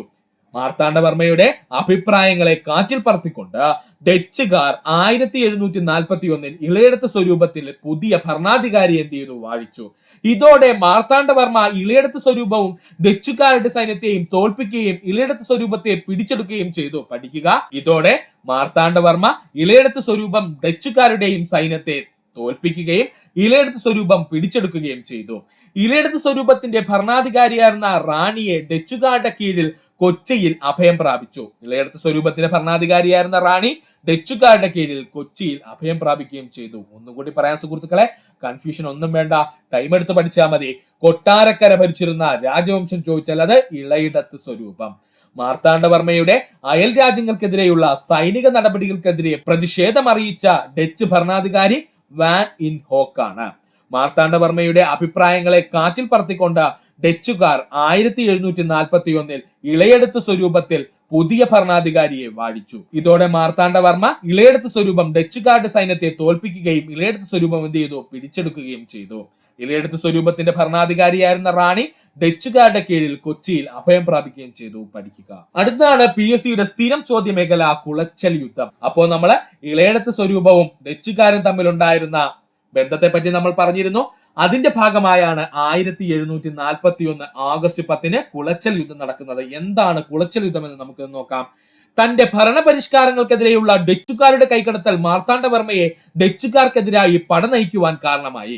ഡച്ചുകാരും മാർത്താണ്ഡവർമ്മയും തമ്മിൽ നടന്ന യുദ്ധത്തിൽ കുളച്ചൽ യുദ്ധം എന്ന പേരിൽ അറിയപ്പെടുന്നു. മറക്കല്ലേ, തന്റെ ഭരണപരിഷ്കാരങ്ങൾക്കെതിരായുള്ള ഡച്ചുകാരുടെ കൈകടത്തൽ മാർത്താണ്ഡവർമ്മയെ ഡച്ചുകാർക്കെതിരായി പട നയിക്കുവാൻ കാരണമായി. ഡച്ചുകാരും മാർത്താണ്ഡവർമ്മയും തമ്മിൽ നടന്ന ഈ യുദ്ധത്തെ കുളച്ചൽ യുദ്ധം എന്ന പേരിൽ അറിയപ്പെടുന്നു. കുളച്ചൽ യുദ്ധം നടന്നത് 1741 ഓഗസ്റ്റ് മാസം 10-ാം തീയതി. കുളച്ചൽ യുദ്ധം നടന്നത് 1741 ഓഗസ്റ്റ് മാസം 10-ാം തീയതിയാണ്. കുളച്ചൽ യുദ്ധം അടിച്ചമർത്തുന്നതിന് വേണ്ടി ഡച്ച് പീരങ്കി പടയാളികൾ എത്തിയത് സിലോണിൽ നിന്നും അല്ലെങ്കിൽ ഇന്നത്തെ ശ്രീലങ്കയിൽ നിന്നും. പഠിച്ചോളനെ, കുളച്ചൽ യുദ്ധം അടിച്ചമർത്തുന്നതിന് വേണ്ടി ഡച്ച് പീരങ്കിപ്പട എത്തിയത് സിലോണിൽ നിന്ന് അല്ലെങ്കിൽ ഇന്നത്തെ ശ്രീലങ്കയിൽ നിന്ന്. കുളച്ചൽ യുദ്ധത്തിൽ ഡച്ചുകാരെ മാർത്താണ്ഡവർമ്മ പരാജയപ്പെടുത്തി. കുളച്ചൽ യുദ്ധത്തിൽ ഡച്ചുകാരെ മാർത്താണ്ഡവർമ്മ പരാജയപ്പെടുത്തി. ആദ്യമായി ഒരു യൂറോപ്യൻ ശക്തി ഇന്ത്യൻ നാട്ടുരാജ്യത്തോട് തോൽക്കേണ്ടി വരുന്ന യുദ്ധം ചോദിച്ചാൽ അത് കുളച്ചൽ യുദ്ധം. ആദ്യമായി ഒരു യൂറോപ്യൻ ശക്തി ഇന്ത്യൻ നാട്ടുരാജ്യത്തോട് തോൽക്കേണ്ടി വന്ന യുദ്ധം എന്ന് ചോദിച്ചാൽ അത് കുളച്ചൽ യുദ്ധമാണ്. ഒന്നുകൂടി പറയാൻ സുഹൃത്തുക്കളെ, അത്രയും ഇമ്പോർട്ടൻസ് ഉണ്ട്. കുളച്ചൽ യുദ്ധം തന്റെ ഭരണപരിഷ്കാരങ്ങൾക്കെതിരെയുള്ള ഡച്ചുകാരുടെ കൈകടത്തൽ മാർത്താണ്ഡവർമ്മയെ ഡച്ചുകാർക്കെതിരായി പട നയിക്കുവാൻ കാരണമായി. ഡച്ചുകാരും മാർത്താണ്ഡവർമ്മയും തമ്മിൽ നടന്ന ഈ യുദ്ധത്തെ കുളച്ചൽ യുദ്ധം എന്ന പേരിൽ അറിയപ്പെടുന്നു. കുളച്ചൽ യുദ്ധം നടന്ന വർഷം 1741 ഓഗസ്റ്റ് മാസം 10-ാം തീയതിയാണ്. കുളച്ചൽ യുദ്ധം അടിച്ചമർത്തുന്നതിന് വേണ്ടി ഡച്ച് പീരങ്കിപ്പട എത്തിയത് സിലോണിൽ നിന്ന്, അതായത് ഇന്നത്തെ ശ്രീലങ്കയിൽ നിന്ന്. കുളച്ചൽ യുദ്ധത്തിന് ഡച്ചുകാരെ മാർത്താണ്ഡവർമ്മ പരാജയപ്പെടുത്തുന്നു. കുളച്ചൽ യുദ്ധത്തിൽ ഡച്ചുകാരെ മാർത്താണ്ഡവർമ്മ പരാജയപ്പെടുത്തുന്നു. ആദ്യമായി ഒരു യൂറോപ്യൻ ശക്തി ഇന്ത്യൻ നാട്ടുരാജ്യത്തോട് തോൽക്കേണ്ടി വന്ന യുദ്ധം എന്ന് ചോദിച്ചാൽ അത് കുളച്ചൽ യുദ്ധമാണ്. പഠിക്കുക. കുളച്ചൽ യുദ്ധത്തിൽ ഡച്ചു സൈന്യത്തിന് നേതൃത്വം നൽകിയത് ക്യാപ്റ്റൻ ഡിലനോയി ആയിരുന്നു. കുളച്ചൽ യുദ്ധത്തില് ഡച്ചു സൈന്യത്തിന് നേതൃത്വം നൽകിയത് ആരായിരുന്നു? ക്യാപ്റ്റൻ ഡിലനോയി ആയിരുന്നു. കുളച്ചൽ യുദ്ധത്തിന്റെ ഭാഗമായി മാർത്താണ്ഡവർമ്മ തടവിലാക്കിയ ഡച്ചു സൈന്യാധിപനാരെന്ന് ചോദിച്ചാൽ അല്ലെങ്കിൽ സൈനിക പടത്തലവനാരെന്ന് ചോദിച്ചാൽ അത് ക്യാപ്റ്റൻ ഡിലനോയി ആണ്. കുളച്ചൽ യുദ്ധത്തിന്റെ ഭാഗമായിട്ട് മാർത്താണ്ഡവർമ്മ തടവിലാക്കിയ ഡച്ച് സൈനിക പടത്തലവനാരെന്ന് ചോദിച്ചാൽ അത് ക്യാപ്റ്റൻ ഡിലനോയി ആണ്. ഒന്നുകൂടി പറയാം, കുളച്ചൽ യുദ്ധത്തിന്റെ ഭാഗമായി മാർത്താണ്ഡവർമ്മ തടവിലാക്കിയ ഡച്ച് സൈനിക പടത്തലവനെ എന്ന് ചോദിച്ചാൽ ക്യാപ്റ്റൻ ഡിലനോയി ആണ്. മാർത്താണ്ഡവർമ്മ വലിയ കപ്പിത്താൻ എന്ന പദവി നൽകിയ സൈനിക പടത്തലവൻ ക്യാപ്റ്റൻ ഡിലനോയി ആണ്. പ്രീവിയസ് ക്വസ്റ്റ്യൻ ആണ് പറഞ്ഞത്. മാർത്താണ്ഡവർമ്മ വലിയ കപ്പിത്താൻ എന്ന പദവി നൽകിയ സൈനിക പടത്തലവനാരെന്ന് ചോദിച്ചാൽ അത് ക്യാപ്റ്റൻ ഡിലനോയി ആണ്. മാർത്താണ്ഡവർമ്മയുടെ സൈനിക ശക്തിക്ക് ആയുധ പരിശീലനം നൽകുവാൻ സമ്മതിച്ച ഡച്ച് സൈനിക പടത്തലവൻ ക്യാപ്റ്റൻ ഡിലനോയി. ഇത്രയും ഭാഗം വ്യക്തമായിട്ട് പഠിച്ചോളേ. മാർത്താണ്ഡവർമ്മയുടെ സൈനിക ശക്തിക്ക് ആയുധ പരിശീലനം നൽകുവാൻ സമ്മതിച്ച ഡച്ച് സൈനികൻ ചോദിച്ചാൽ അല്ലെങ്കിൽ സൈനിക പടത്തലവൻ ചോദിച്ചു കഴിഞ്ഞാൽ അത് ക്യാപ്റ്റൻ ഡിലനോയി ആണ്. ഒന്നുകൂടി പറയാം, കുളച്ചൽ യുദ്ധത്തിൽ ഡച്ച് സൈന്യത്തിന് നേതൃത്വം നൽകിയത് ക്യാപ്റ്റൻ ഡിലനോയി ആണ്. കുളച്ചൽ യുദ്ധത്തിന്റെ ഭാഗമായി മാർത്താണ്ഡവർമ്മ തടവിലാക്കിയ ഡച്ച് സൈനിക പടത്തലവൻ ക്യാപ്റ്റൻ ഡിലനോയി. മാർത്താണ്ഡവർമ്മ വലിയ കപ്പിത്താൻ എന്ന പദവി നൽകിയ സൈനിക പടത്തലവൻ ക്യാപ്റ്റൻ ഡിലനോയി ആണ്. മാർത്താണ്ഡവർമ്മയുടെ സൈനിക ശക്തിക്ക് ആയുധ പരിശീലനം നൽകുവാൻ സമ്മതിച്ച ഡച്ച് സൈനിക പടത്തലവനാരെന്ന് ചോദിച്ചാലും അത് ക്യാപ്റ്റൻ ഡിലനോയി ആണ്. പഠിക്കുക. അടുത്തതായി നമ്മൾ നോക്കാൻ പോകുന്നതാണ് രണ്ടാം കായംകുളം യുദ്ധം. ഒന്നാം കായംകുളം യുദ്ധം നമ്മൾ ഓൾറെഡി പറഞ്ഞു കഴിഞ്ഞു. അടുത്ത് നമ്മൾ പറയാൻ പോകുന്നത് രണ്ടാം കായംകുളം യുദ്ധത്തെ പറ്റിയാണ്. രണ്ടാം കായംകുളം യുദ്ധം ഉണ്ടാകുന്നതിന് കാരണം ചോദിച്ചു കഴിഞ്ഞാൽ കായംകുളം രാജാവും ഡച്ച് സൈന്യവും ചേർന്ന് കിളിമാനൂർ പിടിച്ചെടുത്തു വർഷം 1742. അപ്പോൾ 1742 കായംകുളം രാജാവും ഡച്ച് സൈന്യവും ചേർന്ന് കിളിമാനൂർ കൊട്ടാരം പിടിച്ചെടുത്തത്. മാർത്താണ്ഡവർമ്മ നേരിട്ട് പട നയിക്കുകയും ഡച്ച് സൈന്യത്തെ കായംകുളം രാജാവിനെയും പരാജയപ്പെടുത്തുകയും ചെയ്തു. മാർത്താണ്ഡവർമ്മ നേരിട്ട് പട നയിക്കുകയും ഡച്ച് സൈന്യത്തെയും കായംകുളം രാജാവിനെയും പരാജയപ്പെടുത്തുകയും ചെയ്തു. പൂർണ്ണമായ പരാജയം സമ്മതിച്ച കായംകുളം രാജാവ് മാർത്താണ്ഡവർമ്മയുമായി 1742 ഉടമ്പടി ഉണ്ടാക്കി. ഇതാണ് മാന്നാർ ഉടമ്പടി എന്ന പേരിൽ അറിയപ്പെടുന്നത്. പഠിച്ചോളനെ.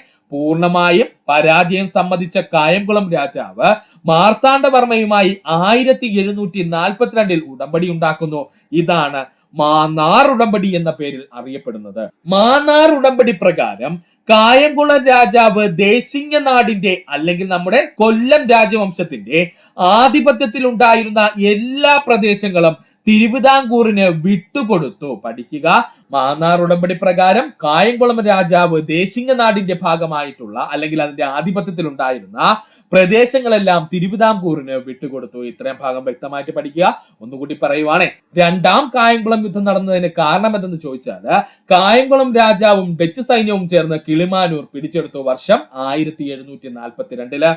മാർത്താണ്ഡവർമ്മ നേരിട്ട് പട നയിക്കുകയും ഡച്ച് സൈന്യത്തെയും കായംകുളം രാജാവിനെയും പരാജയപ്പെടുത്തുകയും ചെയ്തു.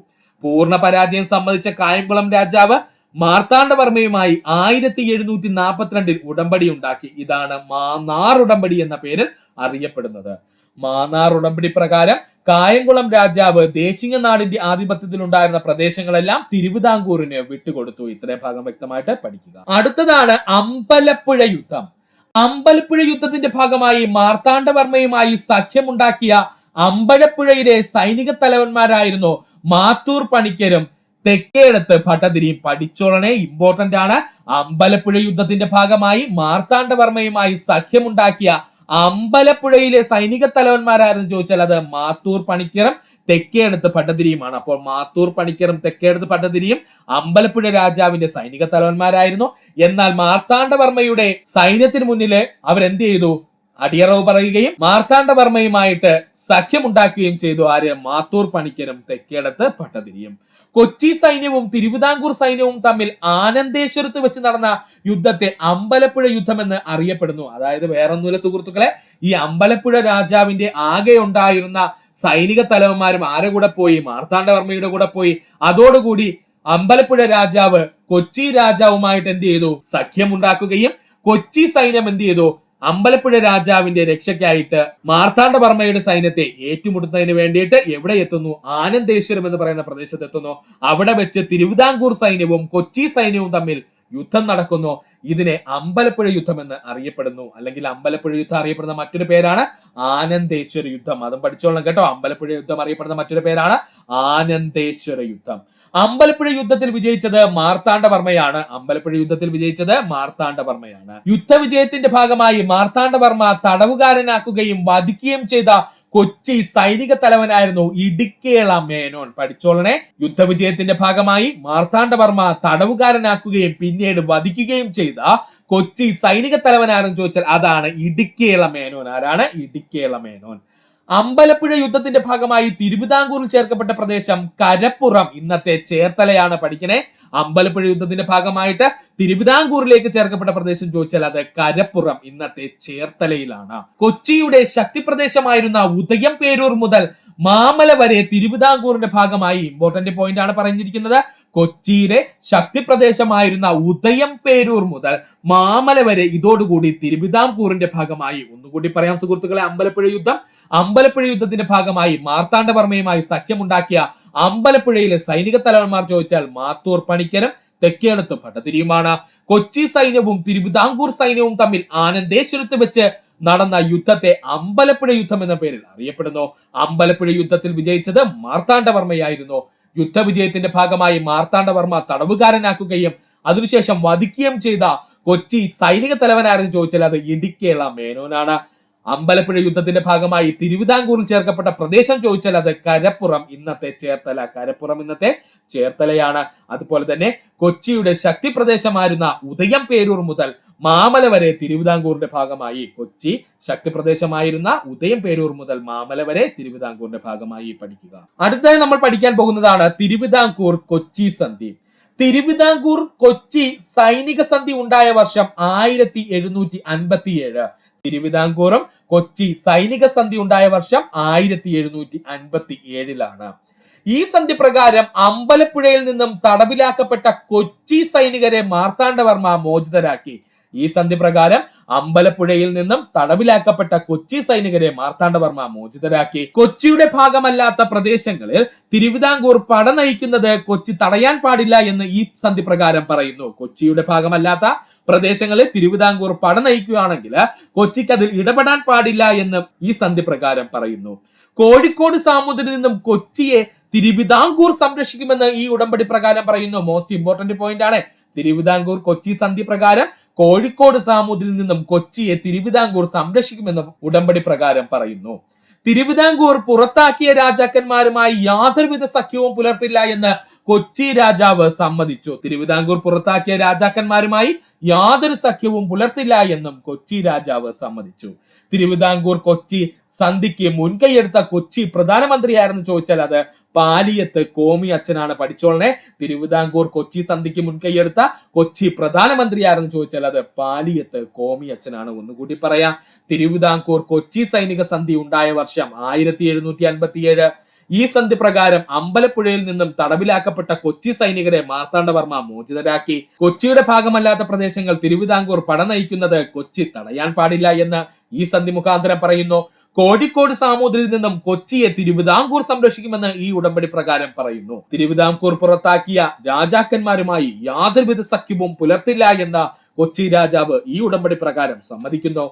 തിരുവിതാംകൂർ കൊച്ചി സന്ധിക്ക് മുൻകൈയെടുത്ത കൊച്ചി പ്രധാനമന്ത്രിയാണെന്ന് ചോദിച്ചാൽ അത് പാലിയത്ത് കോമി അച്ഛനാണ്. ആരാണ്? പാലിയത്ത് കോമി അച്ഛനാണ്. 1740 നാഗർകോവിൽ, ശുചീന്ദ്രം, കോട്ടാർ എന്നീ തിരുവിതാംകൂർ പ്രദേശങ്ങൾ പിടിച്ചെടുക്കുന്നതിന് പട നയിച്ച ആർക്കാട്ടു നവാബിന്റെ സൈനിക പടത്തലവന്മാരായിരുന്നു ചന്ദാ സാഹിബും അതുപോലെ ബഡാ സാഹിബും. പഠിക്കുക.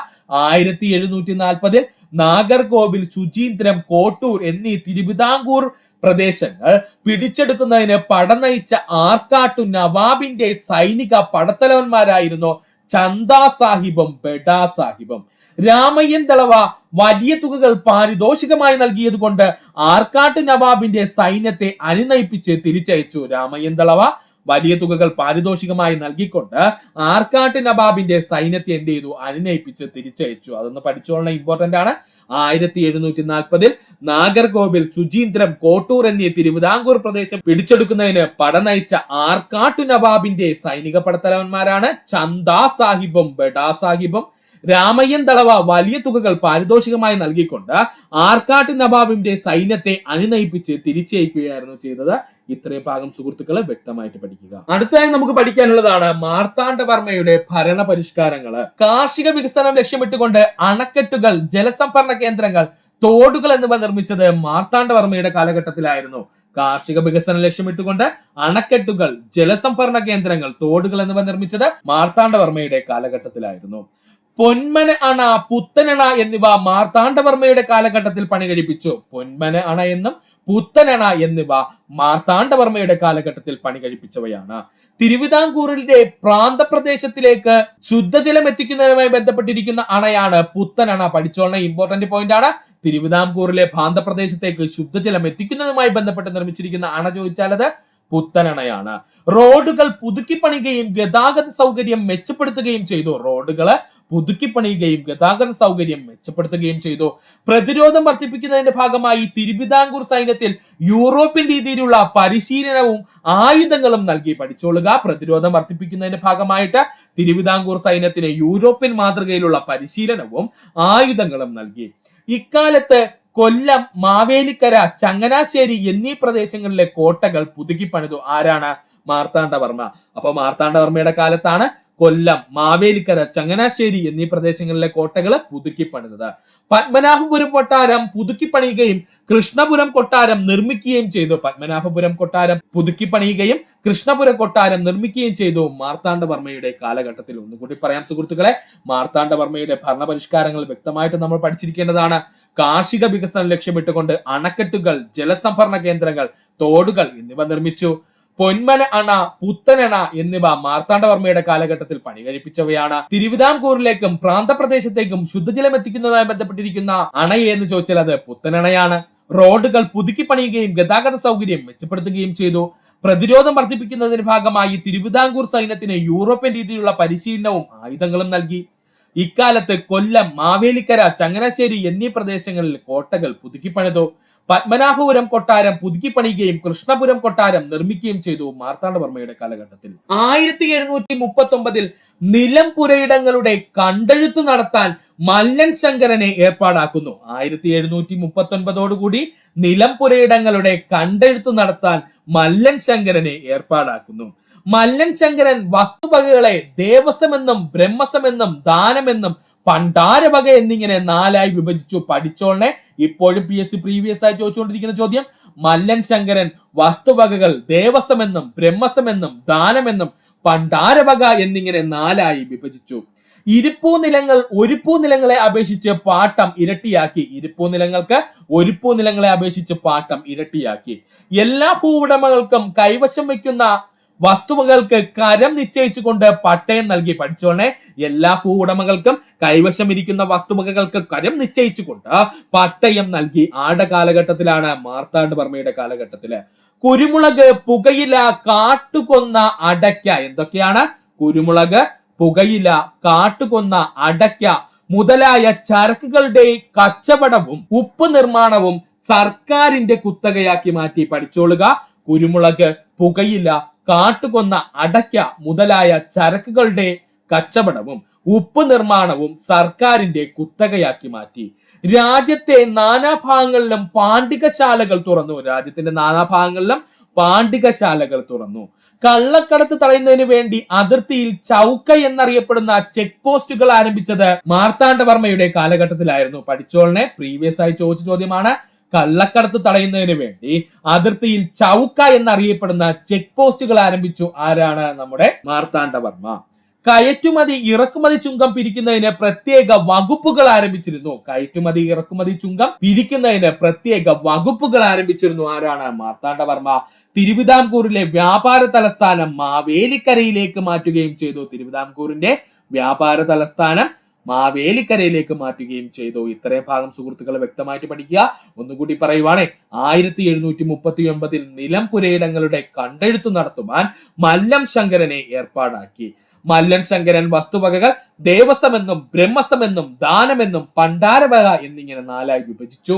ഇരിപ്പൂ നിലങ്ങൾക്ക് ഒരുപ്പൂ നിലങ്ങളെ അപേക്ഷിച്ച് പാട്ടം ഇരട്ടിയാക്കി. എല്ലാ ഭൂവുടമകൾക്കും കൈവശം ഇരിക്കുന്ന വസ്തുക്കൾക്ക് കരം നിശ്ചയിച്ചുകൊണ്ട് പട്ടയം നൽകി.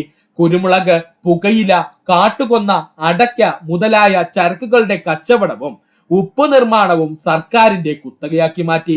രാജ്യത്തിന്റെ നാനാഭാഗങ്ങളിലും പാണ്ഡികശാലകൾ തുറന്നു. കള്ളക്കടത്ത് തടയുന്നതിന് വേണ്ടിയിട്ട് അതിർത്തിയിൽ ചൗക്ക എന്നറിയപ്പെടുന്ന ചെക്ക് പോസ്റ്റുകൾ ആരംഭിച്ചു. കയറ്റുമതി ഇറക്കുമതി ചുങ്കം പിരിക്കുന്നതിന് പ്രത്യേക വകുപ്പുകൾ ആരംഭിക്കുകയും ചെയ്തു. തിരുവിതാംകൂറിന്റെ വ്യാപാര തലസ്ഥാനമായി മാവേലിക്കരയെ മാറ്റുകയും ചെയ്തു. ഇത്രയും ഭാഗം സുഹൃത്തുക്കൾ പഠിക്കുക. തിരുവിതാംകൂറിനെ പകുതികൾ എന്നറിയപ്പെടുന്ന വില്ലേജുകളാക്കി തിരിക്കുകയും അതിന്റെ ഭരണം നടത്തുന്നതിന് പ്രവൃത്തിക്കാരെ നിയമിക്കുകയും ചെയ്തു. പഠിച്ചോളുന്ന ഇമ്പോർട്ടന്റ് പോയിന്റ് ആണ് പറഞ്ഞത്. തിരുവിതാംകൂറിനെ പകുതികൾ എന്നറിയപ്പെടുന്ന വില്ലേജുകളാക്കി തിരിക്കുകയും അതിന്റെ ഭരണം നടത്തുന്നതിന് പ്രവൃത്തിക്കാരെ നിയമിക്കുകയും ചെയ്തു. ഇന്നത്തെ തഹസീൽദാർമാരുടെ പദവിയിലിരിക്കുന്ന കാര്യക്കാരുടെ കീഴിൽ ഒരു കൂട്ടം പകുതികളെ ചേർത്തുകൊണ്ട് മണ്ഡപത്തും വാതുക്കൽ എന്ന ദേശവിഭാഗം സംഘടിപ്പിക്കപ്പെട്ടു. പഠിച്ചോളനെ, ഇന്നത്തെ തഹസീൽദാർമാരുടെ പദവി വഹിക്കുന്ന കാര്യക്കാരുടെ കീഴിൽ ഒരു കൂട്ടം പകുതികളെ കൂട്ടിച്ചേർത്തുകൊണ്ട് മണ്ഡപത്തും വാതുക്കൽ എന്ന ദേശവിഭാഗം സംഘടിപ്പിക്കപ്പെട്ടു. പതിവ് കണക്ക് എന്ന വാർഷിക ബഡ്ജറ്റ് ആരംഭിച്ചത് ഈ കാലഘട്ടത്തിലാണ്, അല്ലെങ്കിൽ നമ്മുടെ മാർത്താണ്ഡവർമ്മയുടെ കാലഘട്ടത്തിലാണ് പതിവ് കണക്ക് എന്ന വാർഷിക ബഡ്ജറ്റ് ആരംഭിച്ചത്. രാമപുരത്ത് വാര്യർ, കുഞ്ചൻ നമ്പ്യാർ തുടങ്ങിയ പ്രശസ്തരായ കവികളെ ആദരിക്കുകയും അർഹമായ പദവി നൽകുകയും ചെയ്തു. അതായത് കൊട്ടാരം അലങ്കരിക്കുന്നതിന് വേണ്ടിയിട്ട് രാമപുരത്ത് വാര്യർ അതുപോലെ തന്നെ കുഞ്ചൻ നമ്പ്യാർ എന്നീ പ്രശസ്തരായ കവികളെ ആദരിക്കുകയും അവർക്ക് അർഹമായ പദവി നൽകുകയും ചെയ്തു. കൂത്ത്, പാഠകം, കഥകളി, തുള്ളൽ തുടങ്ങിയ ക്ഷേത്രകലകളെ പ്രോത്സാഹിപ്പിച്ചിരുന്ന രാജാവായിരുന്നു ആര്? നമ്മുടെ മാർത്താണ്ഡവർമ്മ. കൂത്ത്, പാഠകം, കഥകളി, തുള്ളൽ തുടങ്ങിയ ക്ഷേത്രകലകളെ പ്രോത്സാഹിപ്പിച്ചിരുന്ന ഭരണാധികാരിയാരെന്ന് ചോദിച്ചാൽ അത് നമ്മുടെ മാർത്താണ്ഡവർമ്മയായിരുന്നു. ചുവർ ചിത്രകലയ്ക്ക് ഏറ്റവും കൂടുതൽ പ്രചാരം ലഭിച്ചിരുന്നത് മാർത്താണ്ഡവർമ്മയുടെ ഭരണകാലഘട്ടത്തിലായിരുന്നു. പഠിച്ചോളനെ, ചുവർ ചിത്രകലയ്ക്ക് ഏറ്റവും കൂടുതൽ പ്രചാരം ലഭിച്ചിരുന്നത് മാർത്താണ്ഡവർമ്മയുടെ ഭരണകാലഘട്ടത്തിലായിരുന്നു. ഇത്രയും ഭരണപരിഷ്കാരങ്ങൾ കൊണ്ടുവന്നത് കൊണ്ട് തന്നെ ആധുനിക തിരുവിതാംകൂറിന്റെ ശില്പി എന്നും പിതാവെന്നും അറിയപ്പെടുന്നത് മാർത്താണ്ഡവർമ്മയാണ്. ഇത്രയും ഭരണപരിഷ്കാരങ്ങൾ കൊണ്ടുവന്നത് കൊണ്ട് തന്നെ ആധുനിക തിരുവിതാംകൂറിന്റെ ശില്പി എന്നും പിതാവെന്നും അറിയപ്പെടുന്നത് മാർത്താണ്ഡവർമ്മയാണ്. ഒന്നുകൂടി പറയാം സുഹൃത്തുക്കളെ, തിരുവിതാംകൂറിലെ പകുതികൾ എന്നറിയപ്പെടുന്ന വില്ലേജുകളാക്കി തിരിക്കുകയും അതിന്റെ ഭരണം നടത്തുവാൻ പ്രവൃത്തിക്കാരെ നിയമിക്കുകയും ചെയ്തു. ഇന്നത്തെ തഹസീൽദാരുടെ പദവിയിൽ ഇരിക്കുന്ന കാര്യക്കാരുടെ കീഴിൽ ഒരു കൂട്ടം പകുതികളെ കൂട്ടിച്ചേർത്തുകൊണ്ട് മണ്ഡപത്തും വാതുക്കൽ എന്ന ദേശവിഭാഗം സംഘടിപ്പിക്കപ്പെട്ടു. പതിവ് കണക്ക് എന്ന വാർഷിക ബജറ്റ് ആരംഭിച്ചത് ഈ കാലഘട്ടത്തിലാണ്. രാമപുരത്ത് വാര്യർ, കുഞ്ചൻ നമ്പ്യാർ തുടങ്ങിയ പ്രശസ്തരായ കവികളെ ആദരിക്കുകയും അർഹമായ പദവി നൽകുകയും ചെയ്തു. ഈ കാലഘട്ടത്തിൽ കൂത്ത്, പാഠകം, കഥകളി, തുള്ളൽ തുടങ്ങിയ ക്ഷേത്രകലകളെ പ്രോത്സാഹിപ്പിച്ചിരുന്ന ഭരണാധികാരിയാരെന്ന് ചോദിച്ചു കഴിഞ്ഞാൽ അത് മാർത്താണ്ഡവർമ്മയാണ്. ചുവർ ചിത്രകലയ്ക്ക് ഏറ്റവും കൂടുതൽ പ്രചാരം ലഭിക്കുന്നത് മാർത്താണ്ഡവർമ്മയുടെ കാലഘട്ടത്തിൽ. ഇത്രയും ഭരണപരിഷ്കാരങ്ങൾ കൊണ്ടുവന്നത് കൊണ്ട് തന്നെ ആധുനിക തിരുവിതാംകൂറിന്റെ ശില്പി എന്നും പിതാവെന്നും മാർത്താണ്ഡവർമ്മ അറിയപ്പെടുന്നു. പഠിക്കുക. അടുത്തതായി നമുക്ക് പഠിക്കേണ്ടതാണ് തൃപ്പടിദാനം. 1750 ജനുവരി 3 തൃപ്പടിദാനം നടന്നത്. തൃപ്പടിദാനം നടന്നതെന്നാണ് 1750 ജനുവരി 3 ഇതെന്താണ്? 1-ാം തൃപ്പടിദാനമാണ്.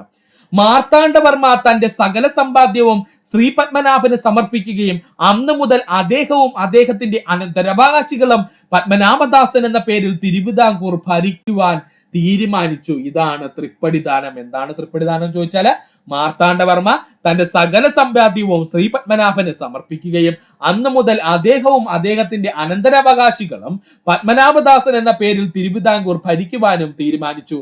ഇതറിയപ്പെടുന്ന പേരാണ് തൃപ്പടിദാനം. ശ്രീ പത്മനാഭസ്വാമി ക്ഷേത്രം പുതുക്കിപ്പണിതത് ഈ കാലഘട്ടത്തിലാണ്. പഠിച്ചോളനെ, ശ്രീ പത്മനാഭസ്വാമി ക്ഷേത്രം പുതുക്കിപ്പണിതത് ഈ കാലഘട്ടത്തിലാണ്. 1731 ആരംഭിച്ച പത്മനാഭസ്വാമി ക്ഷേത്രത്തിന്റെ പുതുക്കൽ 1733 പൂർത്തീകരിച്ചു. ഗണ്ഡകി നദിയുടെ തീരത്ത് നിന്ന് കൊണ്ടുവന്ന 12ഓളം സാളഗ്രാമങ്ങൾ കൊണ്ടാണ് ശ്രീ പത്മനാഭസ്വാമി വിഗ്രഹം പുതുക്കിപ്പണിതത്. ഗണ്ഡകി നദീ തീരത്ത് നിന്ന് കൊണ്ടുവന്ന 12,000-ഓളം വരുന്ന സാളഗ്രാമങ്ങൾ കൊണ്ടാണ് പത്മനാഭസ്വാമി വിഗ്രഹം എന്ത് ചെയ്തത്? പുതുക്കിപ്പണിതത്. സാളഗ്രാമങ്ങൾ എന്ന് പറഞ്ഞാൽ വേറെ ഒന്നുമില്ല സുഹൃത്തുക്കളെ, ഫോസിൽസ് ഉണ്ടല്ലോ, നമ്മുടെ ഫോസിൽസ്. ആ ഫോസിൽസ് അടങ്ങിയിരിക്കുന്ന പ്രത്യേക ഷേപ്പിലുള്ള കല്ലുകളെയാണ് സാളഗ്രാമങ്ങൾ എന്ന പേരിൽ അറിയപ്പെടുന്നത്. ഇങ്ങനെ വരുന്ന 12,000-ഓളം സാളഗ്രാമങ്ങൾ കൊണ്ടാണ് ശ്രീ പത്മനാഭസ്വാമി വിഗ്രഹം പുതുക്കിപ്പണിതത്. ശ്രീ പത്മനാഭസ്വാമി ക്ഷേത്രത്തിനുള്ളിൽ ഒറ്റക്കൽ മണ്ഡപം ഈ കാലഘട്ടത്തിലാണ് മാർത്താണ്ഡവർമ്മ പണിയുന്നത്. പഠിക്കുക. പത്മനാഭസ്വാമി ക്ഷേത്രത്തിനുള്ളിലെ ഒറ്റക്കൽ മണ്ഡപം ഈ കാലഘട്ടത്തിലാണ് മാർത്താണ്ഡവർമ്മ പണിയുന്നത്. ഒന്നുകൂടി പറയാം. 1750 ജനുവരി 3 തൃപ്പടിദാനം നടന്നത്. മാർത്താണ്ഡവർമ്മ തന്റെ സകല സമ്പാദ്യവും ശ്രീ പത്മനാഭസ്വാമിക്ക് സമർപ്പിക്കുകയും അന്നു മുതൽ അദ്ദേഹത്തിന്റെ അനന്തരാവകാശികളും പത്മനാഭദാസന്മാർ എന്ന പേരിൽ തിരുവിതാംകൂർ ഭരിക്കുവാൻ തീരുമാനിക്കുകയും ചെയ്തു. ഇതാണ് തൃപ്പടിദാനം എന്ന പേരിൽ അറിയപ്പെടുന്നത്. ശ്രീ പത്മനാഭസ്വാമി ക്ഷേത്രം പുതുക്കിപ്പണിതത് ഈ കാലഘട്ടത്തിലാണ്. 1731 ആരംഭിച്ച ക്ഷേത്ര പുതുക്കൽ 1733 പൂർത്തീകരിച്ചു. ഗണ്ഡകി നദീ തീരത്ത് നിന്നും കൊണ്ടുവന്ന 12,000 സാളഗ്രാമങ്ങൾ കൊണ്ടാണ് ശ്രീ പത്മനാഭ വിഗ്രഹം പുതുക്കിപ്പണിതത്. ശ്രീ പത്മനാഭസ്വാമി ക്ഷേത്രത്തിനുള്ളിലെ ഒറ്റക്കൽ മണ്ഡപം ഈ കാലഘട്ടത്തിലാണ് മാർത്താണ്ഡവർമ്മ പണിയുന്നത്. പഠിക്കുക. 1566 ആരംഭിച്ച കിഴക്കേ ഗോപുരത്തിന്റെ നിർമ്മാണം 5-ാം നിലയോളം എത്തിയത് തൃപ്പടിദാനത്തിന് ശേഷമാണ്. പഠിക്കുക. 1566 ആരംഭിച്ച കിഴക്കേ ഗോപുരത്തിന്റെ നിർമ്മാണം 5-ാം നിലയോളം എത്തിയത് തൃപ്പടിദാനത്തിന് ശേഷമായിരുന്നു. ശ്രീ പത്മനാഭസ്വാമിയുടെ ഉത്സവം 2 തവണയായി നടത്തുവാൻ തീരുമാനിച്ചത് മാർത്താണ്ഡവർമ്മയുടെ കാലഘട്ടത്തിൽ. ശ്രീ പത്മനാഭസ്വാമിയുടെ ഉത്സവം 2 തവണയായി നടത്തുവാൻ തീരുമാനിച്ചത് മാർത്താണ്ഡവർമ്മയുടെ കാലഘട്ടത്തിലാണ്. ശ്രീ പത്മനാഭസ്വാമി ക്ഷേത്രത്തിൽ ഭദ്രദീപവും മുറജപം എന്നീ ആചാരങ്ങൾ ആരംഭിച്ചത് മാർത്താണ്ഡവർമ്മയുടെ കാലഘട്ടത്തിലാണ്. ശ്രീ പത്മനാഭസ്വാമി ക്ഷേത്രത്തിലെ ഭദ്രദീപം, മുറജപം എന്നീ ആചാരങ്ങൾ ആരംഭിച്ചത് മാർത്താണ്ഡവർമ്മയുടെ കാലഘട്ടത്തിലാണ്. പഠിക്കുക. ഒന്നുകൂടി പറയുവാണ് സുഹൃത്തുക്കളെ.